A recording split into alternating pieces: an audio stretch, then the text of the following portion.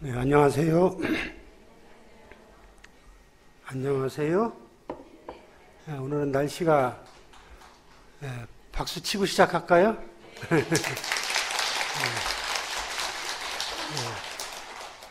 오늘 날씨가 많이 풀렸어요.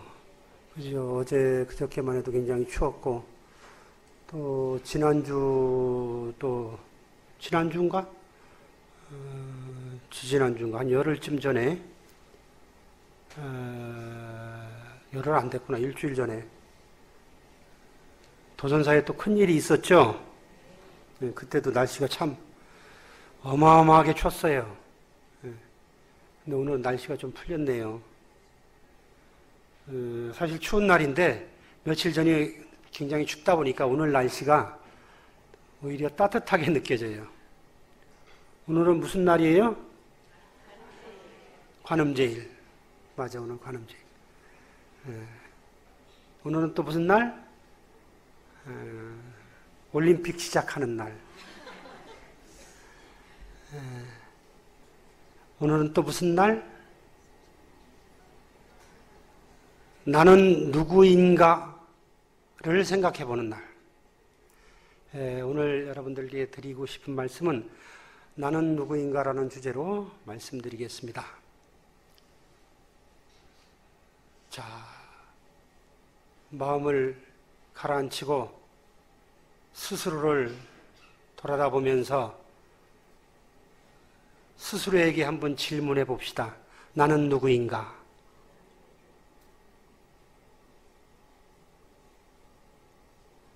여러분은 누구세요? 나는 누구야, 과연?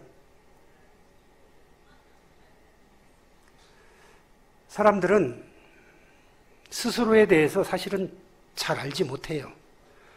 자기 자신에 대해서 옆에 있는 사람보다 더 모를 수도 있어요. 물론 세속적 관점이 아니라 종교적 관점에서 볼 때 스스로에 대해서 잘 알지 못하는 까닭이 무명에 쌓여 있기 때문에 스스로를 잘 알지 못한다라고 불교에서는 그렇게 설명을 하고 있어요. 무명이 뭔데? 없을 무자 밝은 명자? 빛이 밝음이 없어서? 지혜가 밝지 못해서 스스로를 잘 알지 못한다는 이야기예요. 그러면은 왜 지혜가 밝지 못했을까? 그 지혜가 밝지 못한 원인을 불교에서는 또 탐진치 삼독 이 원인으로 이렇게 분석을 하고 있어요. 그래서 그 삼독을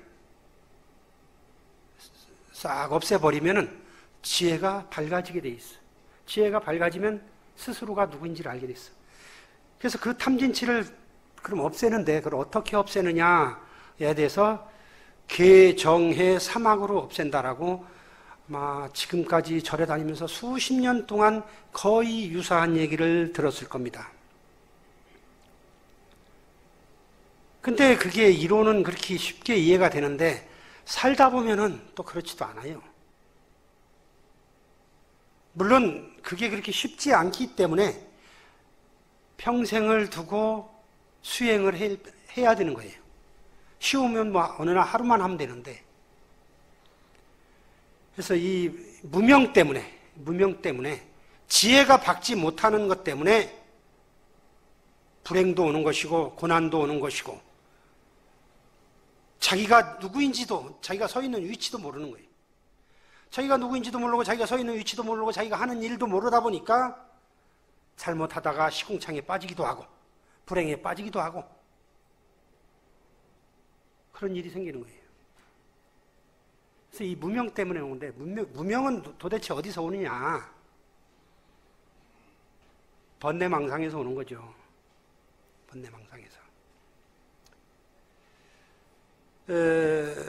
망상, 잘못된 생각, 전도된 그런 망령된 생각을 따르다 보니까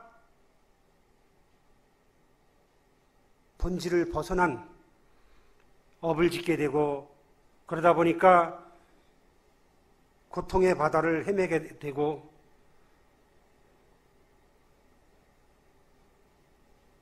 자기 삶 자체를 자기 마음대로 하지 못하는, 그 망상을 쫓다 보니까 마음대로 못하는 그런 결과를 갖고 오게 돼요.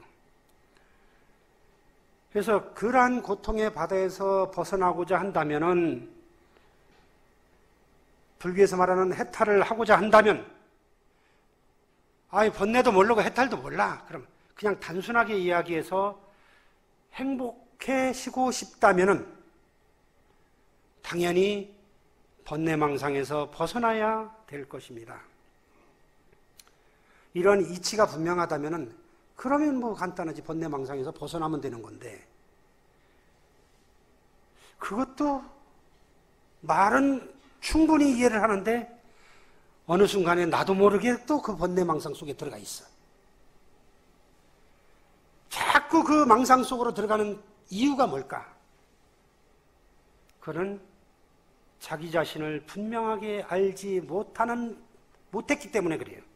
자기 자신을 분명하게 알고 있으면은 그 망상의 바다로 안 들어갈 건데, 자기 자신을 알지 못하다 보니까 천방직축 생각이 끄달려서 가다 보니까 그 고통의 바다로 들어가는 거예요. 망상의 바다로 들어가는 거예요. 자기 자신이 누구인지 분명히 정확히 알지 못하면 언제 어디서 무엇을 해야 되는지를 모르는 거예요. 안다면 언제 어디서 무엇을 해야 될지를 분명히 알게 돼요. 우리는 이렇게 살다가 사람들이 자기 자신이 누구인지 잘 모르는 사람을 가끔 만나요. 눈에 확 띄게 모르는 사람을. 그런 사람 만나면 뭐라 그래? 정신 나간 사람인 줄 알죠. 뭐라 그래? 표현이 적당한지 몰라도 미친 사람 취급하잖아요. 예? 지가 누구인지도 모르고 이렇게 천방지축 날뛰는 사람 만나면 되게 그렇게 생각하잖아요. 정신 나간 사람, 에이 맛이 간 사람, 정신이 나간 사람, 미친 사람, 이렇게 표현을 해요. 그러면서 그런 사람을 볼 때는 불쌍하게 생각을 하고 끌끌 혀도 차기도 하고 안타깝게 생각하기도 하고 그런 마음을 내요. 그런데 이상하게도 자기 자신이 정신 나갔다라고 얘기하는 사람은 하나도 없어. 다른 사람만 정신 나갔다고 얘기하지. 스스로는 정신 안 나갔다고 생각해. 스스로 정말 지가 누구인지도 모르고 있으면서도 그렇게 생각하는 사람이 없어요. 그런데 깨달은 사람, 부처님 입장에서 볼 때는 그 망상에 정신이 팔려갖고 제정신 못 차리고 사는 그 중생이 얼마나 안타깝고 불쌍하겠어요. 아니, 조금 정신 차렸다고 그런 사람이 정신 나간 사람을 보고도 그렇게 불쌍한 생각이 드는데, 하물며 깨달은 부처님께서 볼 때, 우리 중생들을 볼 때, 지가 누구인지도 모르고 사는 중생들을 볼 때 얼마나 불쌍한 생각이 들겠어요.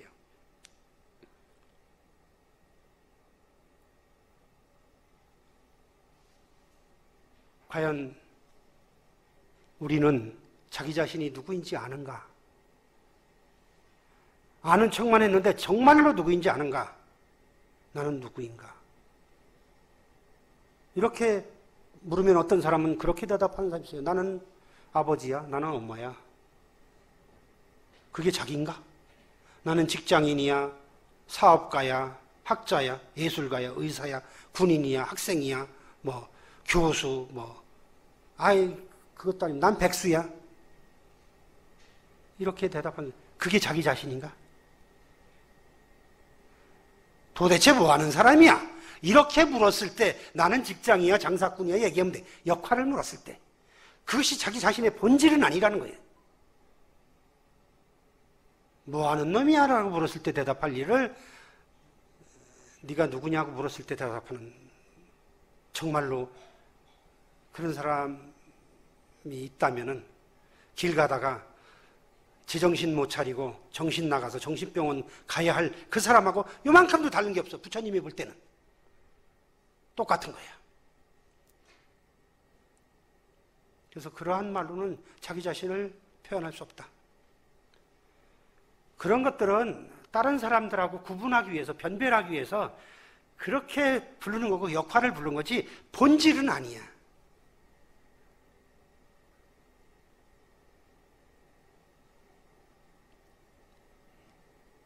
본래 태어날 때부터 아내였고 태어날 때부터 남편이었고 태어날 때부터 사장이었나?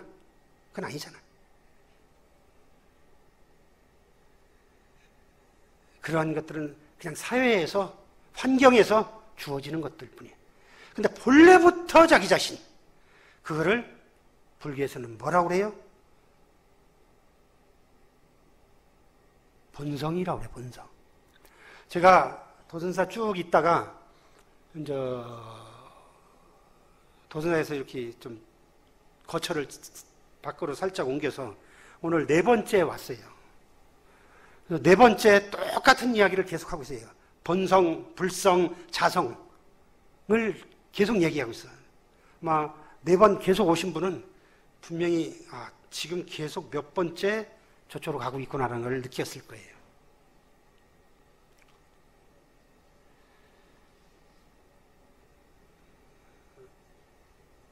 자기 자신은 어쨌든 바깥에서 보여지는 역할로 보여지는 형상으로 보여지는 물질적으로 보여지는 그런 것들이 아니라 안쪽에서 내면에서 찾을 수 있는 본성에서 찾아야 된다는 것을 불교에서 말씀드리고 있습니다. 그렇기 때문에 자기 자신을 찾을 때 밖에서 찾으면 당연히 찾을 수 없고 헛수고에 불과하다라고 아마 많은 스님들께 그러한 비슷한 비유의 법문을 들으셨을 거예요. 그래서 스스로는 내면 깊숙이 있기 때문에 스스로를 가라앉혀서 봐야 된다. 그래서 어떤 현실과 욕망, 번뇌와 망상, 뭐 이런 것들로 가득한 그런 아상에서 아상의 관점에서 자기 자신을 찾는다면 결코 찾을 수 없다. 찾을 수 없다라는 것은 망상의 노예가 되고 망상의 노예가 된다는 것은 결국 무명 속에 들어가는 것이고 무명 속에 들어간다는 것은 자기 자신을 모른다는 거예요. 자기 자신이 모른다는 것은 앉고 쓰고 말하고 행동하고 모든 것을 자기 의도대로 하지 못한다는 거예요. 평안의 길로 갈 수가 없다라는 얘기예요. 그래서 불교에서는 자기 자신을 찾는 것을 수행이라고 이렇게 얘기를 해요.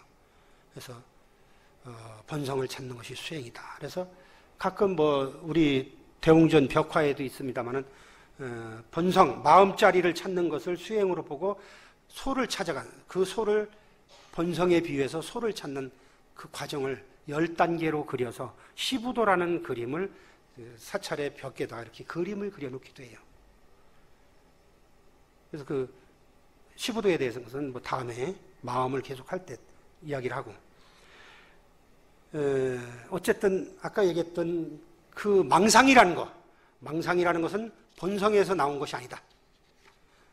본성에서 나온 것이 아니고 망상이라는 것은 본질에서 나온 게 아니기 때문에 이거를 다 집어넣었구나.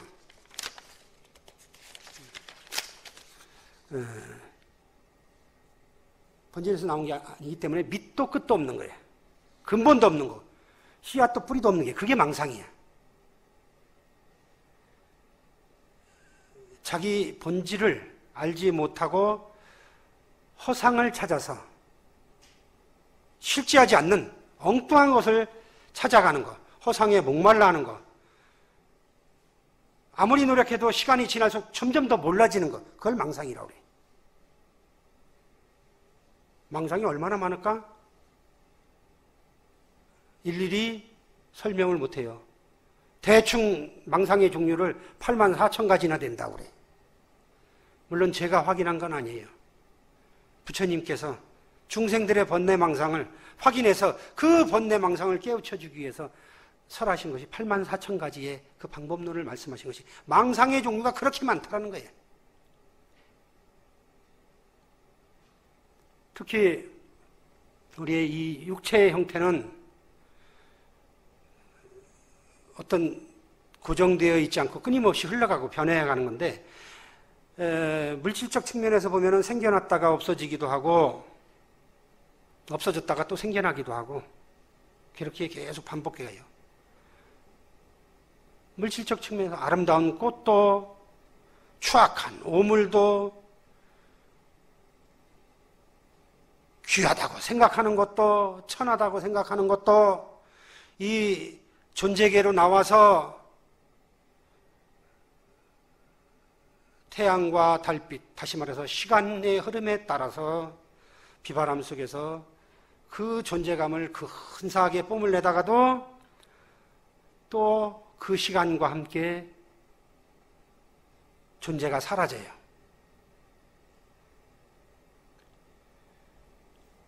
인간의 존재도 물질적 측면에서 보면은 이와 똑같아요. 근데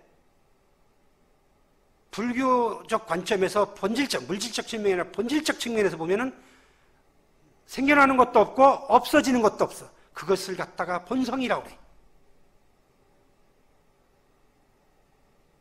그래서 그것을 갖다 불성이라고 그러고 그 본성, 불성, 자성, 그건 영원하다라고 이렇게 설명을 해요. 그래서 자기 자신이 누군지를 살필 때 물질계, 외형계, 껍질 여기서 찾는 게 아니고 그 안쪽에서 찾아야 된다는 얘기예요. 본성을 불교에서는 뭐라고 표현해? 본성, 본래부터 있는 성품? 본래 그러한 성품? 본래 그러한 것, 본래 그러한 것을 표현해. 그러니까 한문으로 표현하면 여러 가지 방법이에요. 여여하다라고 표현도 해요. 여여. 진여라고도 표현해. 진여. 본래부터 그 있었던 진성을 얘기하는 거예요. 항상 있는 거, 여여한 거. 라고도 표현을 해요. 한문을 표현하면. 근데 인도 산스크리트를 표현하면 뭐라고 표현해? 타타타라고 표현해. 타타타. 타타타 어디서 들어본 말 같은데. 이쪽 동네는 타타타 많이 들어봤을 것 같은데. 앞에 계시는 분들도 많이 들어보셨죠? 못 들어봤어요? 누군가가 대중가요 부를 때 타타타라는 걸 불렀어. 타타타. 그 타타타라는 말이 본연 그대로의 모습, 본성을 얘기하는 거예요. 있는 그대로의 진실한 모습, 진여의 모습을 산스크리트로 타타타라고 표현한 거예요. 그래서 이 타타타, 진여의 본성이 불성이고 그것이 곧 변하지 않는 진여라는 거예요. 그래서 석가모니 부처님께서 이 본성을 깨우쳐주기 위해서 갖가지 방편을 동원해요. 선에서는 이 본성을 깨닫는 걸 얘기하지만은 교학에서는 마음씀, 생각, 아르마리, 또 행동, 그 행동도 신구위로 나눠서 이렇게 갖가지 84,000가지로 설명을 해요. 물론 선에서는 마음자리 하나로 딱 설명을 하지만 우리가 선종하면은 선종의 기원을 어디로 따져? 쭉 올라가면은 달마대사가 나오고 더 쭉 올라가면 마하가섭이 나오고 더 올라가면 석가모니 부처님이 등장을 해요. 선에 대해서 어느 날 부처님께서 연꽃을 들고 빙그레 미소 지으니까 그 많은 사람들 중에서 마하가섭이 미소를 같이 지었다고 부처님을 따라서 미소를 줬대요. 그래서 석가모니 부처님께서 가섭에게 그 연꽃을 전해줬대. 그래서 이런 이야기 들어보셨죠? 들어봤어요? 그래서 거기서 이신전심이 나오고 말하지 않고 문자로 전해지지 않아서 불림 문자가 나오고 바로 마음으로 전해서 직지인심이 나오고 이래서 뭐 선종의 가르침이 시작됐다는데 도대체 그 연꽃을 전해줬는데 뭐 어떻게 했다는 거예요? 이야기는 들어봤는데 부처님이 연꽃을 들고 빙그레 웃으시니까 저기서 가섭이 따라서 웃었대. 뭐요? 이야기는 굉장히 많이 들어봤는데 뭔 얘기야 도대체? 무슨 얘기일까요? 옛날 얘기 하나 해드릴까? 재미가 없어요? 어떤 분이 나한테 제발 거기 가서 이야기할 때 재밌게 좀 해라고 그러는데 이게 재밌게가 잘 안 돼. 옛날 얘기 하나 해드릴게요. 옛날에 인도에 그 바이샬이라는 그 동네가 있었어요. 거기에 한 구두장이가 살았어요. 구두를 수선하고 구두를 만드는 신발을 만드는 수다스라는 사람이 있어. 수다스라는 사람이 살았어. 그래서 인도는 그때만 해도 계급 사회가 있어서 이 구두를 만지는 직업은 천민이죠. 천민. 그리고 아무래도 생활하기도 어렵겠지. 그래서 다른 사람들 신발이나 수선해주고 가끔 어디 가서 가죽이 좀 생기면 신발 만들어서 팔고 그런 수다스라는 사람이 있었어요.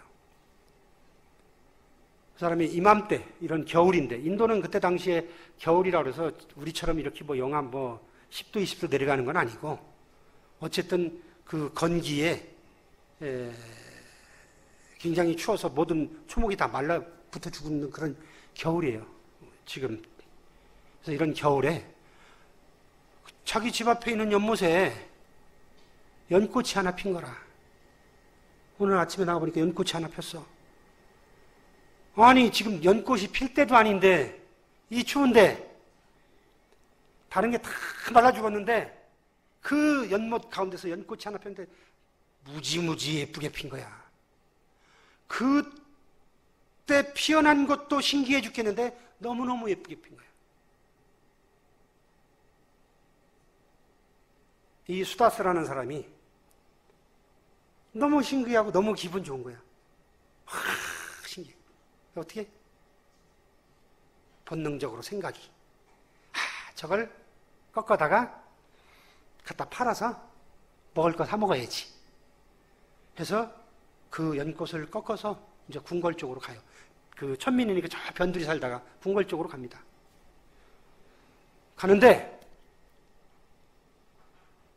저기서 어떤 황금마차가 딱 황금 마차가 딱 어떤 그 지역의 최고 부자 장자가 마차를 타고 옵니다.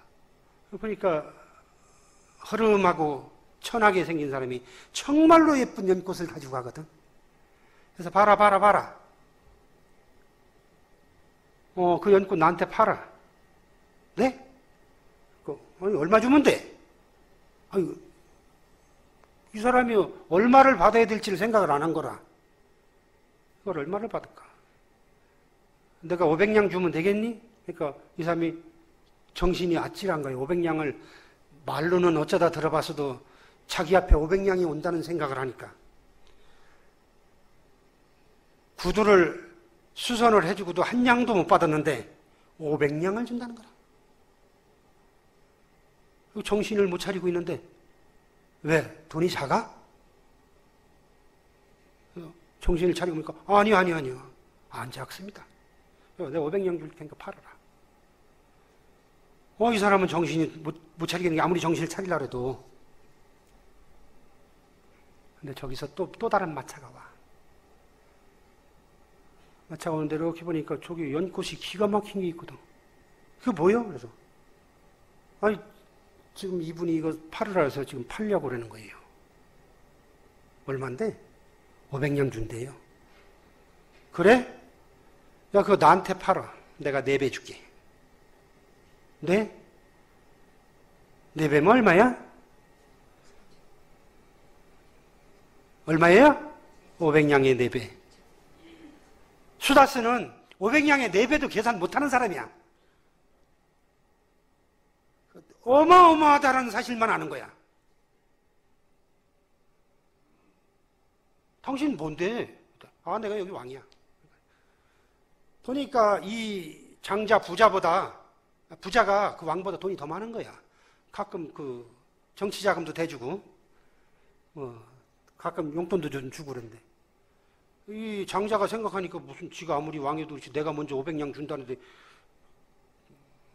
지가 2000냥 준다고? 알았어.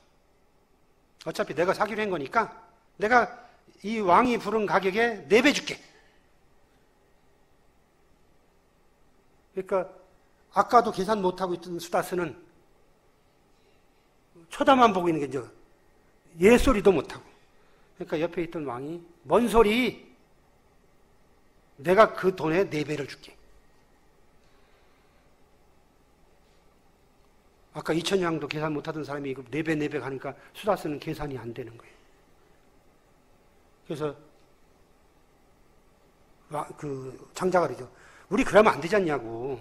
계속 우리는 아무리 이 겨울에 연꽃이 한 개밖에 없기로 서니 우리 둘이 이거 연꽃을 가격을 올려서 되겠냐. 그러니까 그냥 내가 먼저 왔으니까 참아라. 아니다, 내가 왕인데 내가 해야지. 그러니까 수다스가 알았다고 하더라고. 안 판다고. 근데 내가 뭐 하나 물어보자고.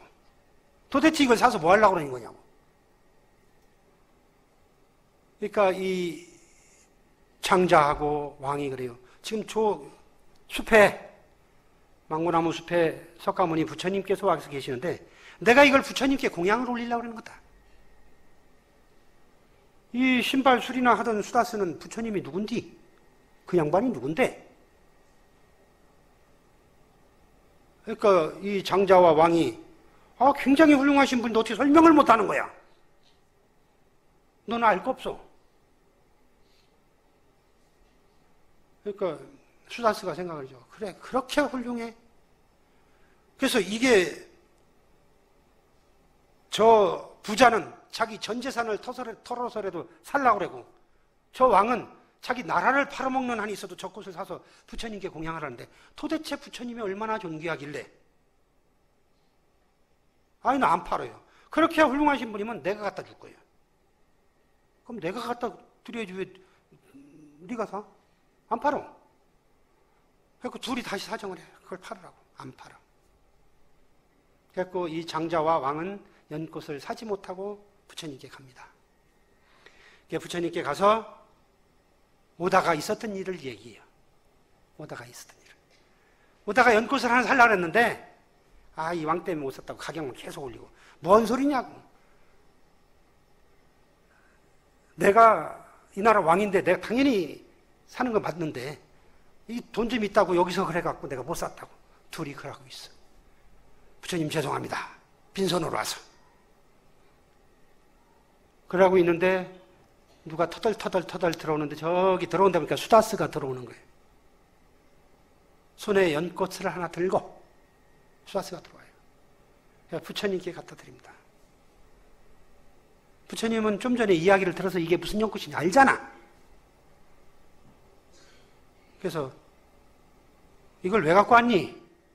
왜 갖고 왔느냐 물어. 당신이 그렇게 훌륭한 사람이라면서요. 나는 훌륭하지 않다. 전 재산을 바쳐서라도 이 꽃을 사서 당신께 바치고자 했고 나라를 바쳐서라도 이 꽃을 부처님께 바치고자 했는데 그렇게 훌륭하다고 해서 내가 드리려고 왔습니다. 부처님께서 말씀하세요. 그건 잘못했다. 그거 팔지. 그걸 팔아야지. 팔아서 너 먹고 살아야지. 그걸 왜 안 팔았어? 그렇게 훌륭한 사람인데 훌륭하신 분께 내가 직접 드리고 싶었다고. 부처님께서는 그냥 받기만 하시면 된다고. 손에 들고만 계시면 된다고. 그래서 부처님께서 받아서 들고 계셨어. 부처님께서 빙그레 웃으셨어. 왜?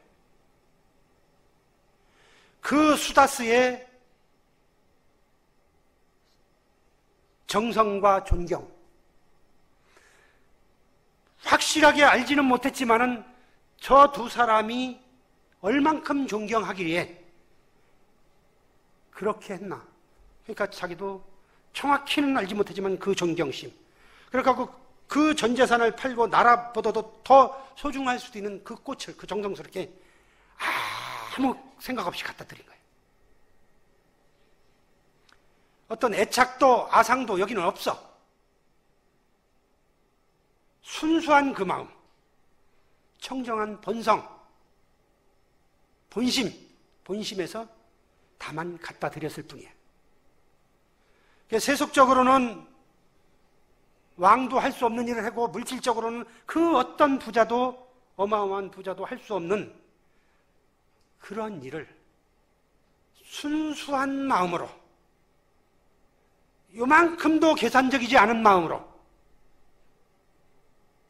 그것도 거기다가 정말로 존경하는 그 마음으로 갖다 바친 거예요. 부처님께서는 그 본성을 보시고 웃으신 거예요. 그러자 웃고 계시는데 부처님께서 마침 법문을 하실 시간인데 사람들이 이렇게 많은데 왜 법문을 안 하시고 부처님 웃고만 계신가? 사람들이 이상하다. 뭐 저 연꽃에서 뭐 짜잔하고 저기서 무슨 금덩어리가 나올라나? 아니면 먹을 게 엄청나게 나올라나? 저 부자가 말한 그것보다 더 큰 돈이 저 왕의 땅에서 난 곡식보다 더 많은 곡식이 저 연꽃에서 쏟아지는 거 아닌가? 그래서 눈만 반짝반짝거리고 있었는데 부처님께서 빙그레 웃으셨어요. 그때 가섭이 그 미소를 보고 웃으셨어요. 그 본성을 이해를 했기 때문에 그 본성에 감동을 하고 그 부처님도 그 본성에 예배를 한 거예요. 그 불성에 예를 표했기 때문에 그 뜻을 알아차린 가섭이 웃었던 거예요. 이것이 선의 본질이고 본성의 출발이에요. 나는 누구인가? 2분만 더 하겠습니다. 나는 누구인가?